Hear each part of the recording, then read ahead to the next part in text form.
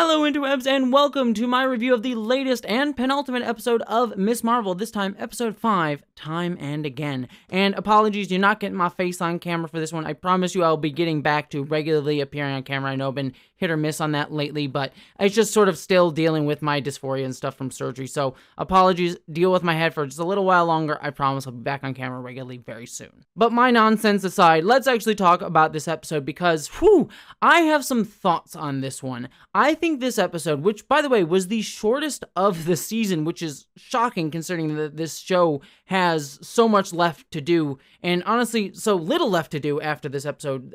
We'll talk about it, but this episode just put into stark relief both the strengths and the weaknesses of this show that we've seen throughout its run so far, because they are highlighted to extreme here. The strengths of this episode are building off the strengths that this show has had this entire time, namely how this show has depicted Pakistani culture and Kamala Khan's relationship to it, as well as her family and that history that she has within it, and how that all interconnects also with Muslim religion. And again, I am saying this as a white person looking in, but again, just from everything that I've heard from a lot of people, just listening to Pakistani people talk about the show, they've really just nailed that. And this episode, for my money, again, as someone looking from the outside in and who knows very little about the specifics of Partition, I think, this is a Marvel show. You're not going to get the darkest of dark stuff that really happened during the Partition, but for what this shows, it really highlights how scary and hard and difficult it was, at least as deep as you're going to get in a more sanitized Marvel production like this. And I think we have some really beautiful moments within Aisha's backstory, her meeting Hassan, and them building this family together and this clearly early romance and the birth of Sana. It's told really, really quickly. Honestly, I could have had an entire episode with this story, but obviously we weren't going to get that because Disney Plus does not give enough time for these shows to breathe. I mean, honestly, every single Disney Plus show Marvel show, I should say, has needed at least one or two more episodes, and you can really feel that here because this romance and this backstory is just so rushed, and it's just sort of hitting the highlights, and it's performed well, and it's written as well as it could be, but it just sort of showcases the problem that all Marvel shows have had, but have been really, really highlighted here, because this just speeds by quickly. And we also get little hints of like the anti-Muslim sentiment that's rising in India, and then when we get to the actual depiction of the partition, and we sort of see them leaving, just the amount of production they put into this just highlights to me. I mean, I'm sure there's a lot of CGI for the wide shots and things like that, but just the amount of people, the amount of detail work, the amount of like just showing how hectic and hard and difficult it was throughout this, I think was just really well done. One other thing I think it's interesting to point out is the opening sort of setup of this episode. Namely, we got that little history lesson with sort of a British voiceover sort of talking about the history of Partition. And it was interesting to see that be the frame of this episode, considering that one of the benefits of the show has been that it is evoking a lot of Pakistani culture. It has a Pakistani girl as the lead character, and you kind of give the framing a very like British framing to the story. It felt a little bit at odds with the viewpoint that we're kind of being meant to have. It was very clear that that was made for an audience that didn't know a lot about the Partition, namely a lot of Americans watching this show. And so it just kind of felt at odds a little bit with the way that this show has been framed as like this is a show featuring a Pakistani girl at the center of it. But then again, I also understand that this is made for a wide pop culture audience, for an American audience that doesn't know a lot about the Partition. So there's that interesting tension there in that frame setup. So it just kind of made me think about that. But I think the strength of this episode is when we see Kamala meet Aisha and then her bringing Sana back to Hassan. Obviously, we kind of knew that where that was going at the end of last episode, that Kamala was the person that led Sana back to her father in the story that we've been hearing this entire season. But it was well portrayed. Again, it didn't hit me as hard as it could have if we had really built Aisha up a lot more throughout this episode. But the way it's depicted, I thought was just very well done and really, really beautiful in those moments. But then this brings us back to the weakness of this show, and that has been the villain.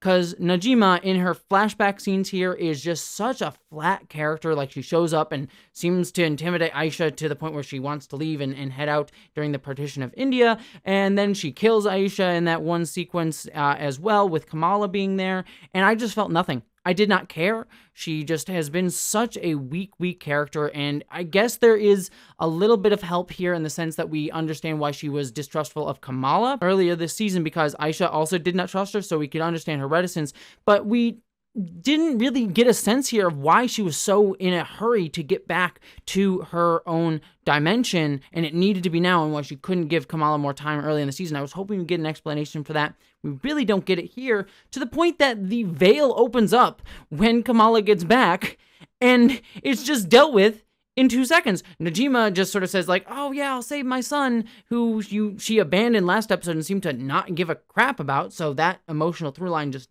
did not work, and she sacrifices herself in some really bad CGI moment that evoked like really bad Indiana Jones sort of stuff, like in the Last Crusade look there. It was not half as terrifying as that. Then she dies, and she closes the veil, and I guess that's the end of that story. And I was just sitting here being like, that's it? Really? That was everything that we were getting of that plot. Maybe it'll come back up next episode, but if that's it, whew, wow, what a disappointing and just quick and rushed ending for that entire plot, and everything to do with Najima was just absolutely really bad, in my opinion. She was just a bad character, a bad villain, and the story wrapped up very badly. And then the episode tried to give us a moment with Kamala talking to this Red Dagger boy who she just met last episode, whose name I don't even remember, and they're possibly setting him up to appear maybe in future projects or things like that. But she gives this like goodbye to him, and there's some emotional resonance that we're supposed to feel there. I felt nothing. I didn't care. I didn't even remember his name. And so all of that just completely failed. It completely failed for me on pretty much every level. And then we go back to America, where we see Kamran has gotten some sort of powers from this event, and then he goes to Bruno, and I did really like the moments between him and Bruno finally putting to rest that rivalry and jealousy that we've seen between these two for the past 2 episodes. I always hate those plot lines, so I'm glad that it's dead here. Comes a little bit too late, but it was a good moment nonetheless. And then we get the reveal of what will probably be the final villain of the show, which is Damage Control, coming in and trying to attack both of them and trying to kill them. And of course, Kamala will have to save them. And I'm like, okay, cool. Damage Control, the villain that we also didn't care about. Like, this show really should have focused in on one. Either Damage Control should have been the villain, or Najima should have been the villain. Not both, because the split attention really just did a disservice to both of them and made them feel weaker as a result, and I do not care. I really don't. However, I will end talking about a positive here, in that I did really like the scene between Kamala, her mother, and Sana, her nanny, when they were just sort of talking about her being Miss Marvel. And I liked that Kamala's mother accepted her, said, like, look, I trust you being Kamala and being this superhero. I thought that that was really nice to sort of wrap out that arc of her mother, like, trusting her and coming to terms, like, my daughter can do these things. I wish we had her see Kamala save everybody to, like, trust her more. That would have been a probably stronger ending to that arc. But the moment between the three of them was really nice. So to wrap up this review, I just have to say, all of these beats on paper work. And the moments that do work, I think, are really beautiful. Again, connecting with the show's strength of showing Pakistani culture. But just, it's so clear that this show needed 2 or 3 or 4 more episodes, like make it a 10-episode season or something like that. Because it just, the fact that we are rushing through these beats, it's just disappointing. And it kind of makes me frustrated. So I've been liking this show so far. I thought it was good, but clearly they're just rushing to get everything shoved into these episodes now, and it's just making clear the pacing problem that Marvel and Disney shows have been having lately, and I'm just kind of left a little bit frustrated by it, especially since this episode was the shortest of the season. That's my thoughts. I know I'm sounding frustrated. There were good moments in here. Again, I really love the depiction of the partition of India. I thought that was really great, so I don't want to say that I'm just poo-pooing it, but this was overall a disappointing episode.